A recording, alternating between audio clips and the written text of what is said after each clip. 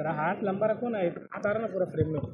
भाई आर्गूमेंट हुआ है जिस तरीके से, क्या कुछ जज के सामने आर्गूमेंट हुआ है और कितने दिन की उस आरोपी जो है कस्टडी मिली है, चौथे आरोपी को? आज जो आर्ग्यूमेंट था एक्चुअली आपको बता दूं कि फोर्थ एक्यूज जो थे सुरेश एकनाथ जादव, उनको अरेस्ट किया गया था। 19 वर्ष के थे वो। और एक्चुअली ये केस प्रोसिक्यूशन का है तो हमने इसके अंदर इंटरवेंशन किया है।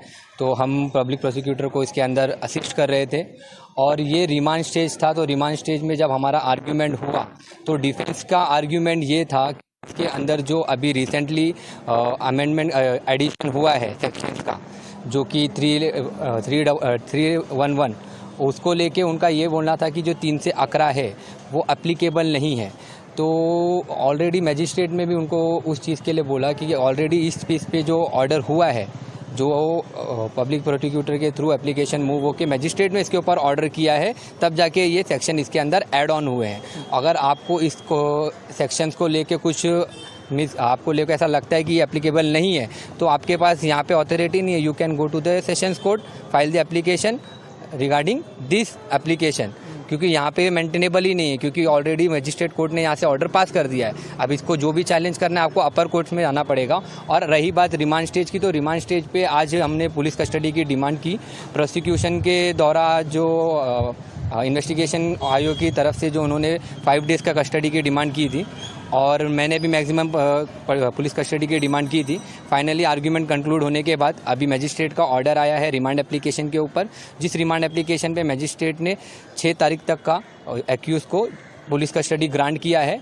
देन आफ्टर अभी हम देखते हैं इसके अंदर जब नेक्स्ट रिमांड आता है उसके अंदर जो प्रोग्रेस रहेगा और इसके अंदर क्या हो सकता है और एब्सकॉन्ड एक्यूज उसके अंदर अरेस्ट होते हैं, देखते हैं, लेट्स सी। जिस बुजुर्ग के साथ मारपीट हुई थी 72 वर्ष की, उनकी तबीयत कैसी है अभी? और जो उस वीडियो में और लोग दिख रहे थे, तो आप क्या अगली सुनवाई में मांग करेंगे कि उनको भी जल्द से जल्द गिरफ्तार किया जाए? देखिए, आपने पहले ये सवाल पूछा कि उनकी हालत कैसी है। पहले तो उनकी हालत बहुत सीरियस थी, बट अभी सुनाई में आया कि वो थोड़ा सा स्टेबल है, बट अभी भी वो आईसीयू में ही है साइन में।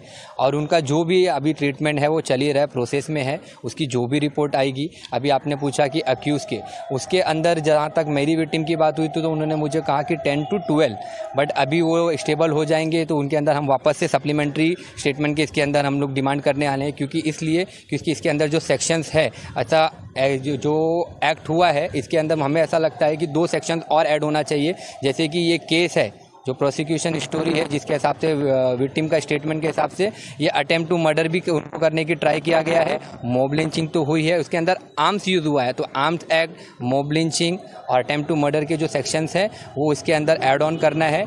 तो उसके लिए भी जब वो स्टेबल हो जाएंगे तो हम एप्लीकेशन मूव करेंगे और देन देखते हैं उसके आगे मैजिस्ट्रेट उसके अंदर जो भी कॉग्निजेंस लेना है वो लेगी। चौथे आरोपी को कितने दिन की कस्टडी दी गई? चौथे आरोपी को 6 तारीख तक का मैजिस्ट्रेट कस्टडी दिया गया है। तो आगे आप जो आर्गुमेंट 6 तारीख तक का पुलिस कस्टडी दिया गया है। तो अगले जब हियरिंग होगी तो बढ़ाने की मांग करेंगे कस्टडी? डेफिनेटली। अभी जब प्रोसिक्यूशन का केस है, ये प्रोसिक्यूशन और इन्वेस्टिगेशन क्या आती है, अगर हमारे पास और इन्वेस्टिगेशन है, हमको रिक्वायरमेंट रहेगी कि पुलिस कस्टडी की, क्योंकि हमारे को अगर प्रोग्रेस हो रहा है, हमारे को और एक्यूज एब्सकॉन्ड जो है अगर उनकी नॉलेज मिलती है तो प्रोसिक्यूशन का केस स्ट्रांग होता है। अगर इन केस अगर उस ड्यूरेशन में हमारे प्रोसेस में हमको और टाइम लगता है तो डेफिनेटली हम मैजिस्ट्रेट को अप्रोच करेंगे और एक्सटेंड करने के लिए पुलिस कस्टडी को।